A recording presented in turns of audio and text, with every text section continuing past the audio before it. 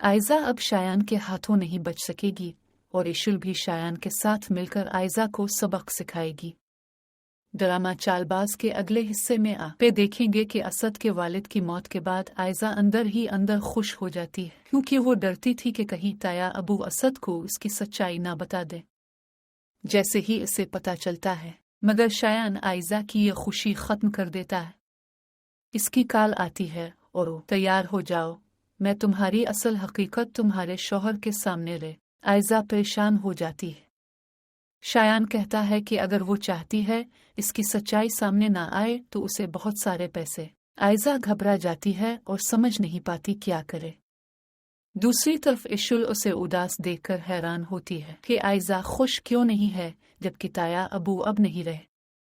फिर इशुल को असल बात पता चल जाती है क्योंकि वो आए। इशुल अब मौका देखकर शायान से राब्ता करती है और उसे बताती है कि उसे सब पता है, यहाँ तक कि शायान और अनाया के निकाह की बात भी।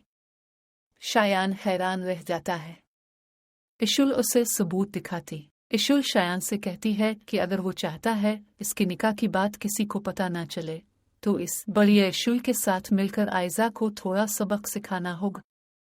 शायान मान जाता है और अब डून। इशुल आयजा से कहती है, तुमने हमें बहुत तंग किया, अब हमारी बारी। ये सुनकर आयजा और भी डर जाती है और सोचती है कि शायद दोनों मिलकर उसे पे। असद आयजा की उदासी देखकर समझता है कि वो अपने ससुर की मौत की वजह से गम में है, लेकिन इसे ये नहीं पता कि इसके वालिद की मीम। इशुल आयजा पर इल्जाम लगाती है कि शायद इसने ताया अबू से कोई सी बात की जिससे उन्हें सदमा लगा।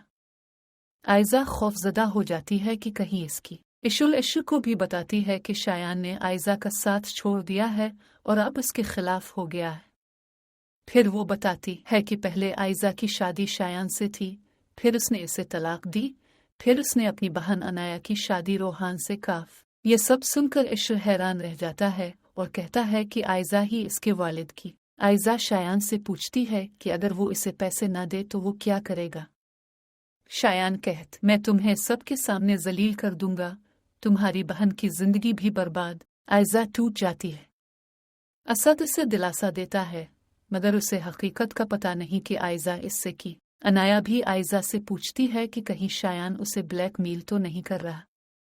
आयजा गुस्से में अनाया को गलत कहती है, लेकिन अनाया जवाब देती है कि कसूर सिर्फ आयजा का है। अगर वो हसद आयजा पैसे न लाने पर शायान से कह देती है कि वो जो चाहे कर ले। शायान गुस्से में आ जाता है और कहता है कि अब वो हर बात सब आयजा अपनी माँ को बताती है, लेकिन इसकी माँ भी उसका साथ देने से इनकार कर। अब सवाल ये है, क्या शायान आयजा का राज असद के सामने के क्या वो सही करेगा? नीचे कमेंट जरूर करें और चैनल को सब्सक्राइब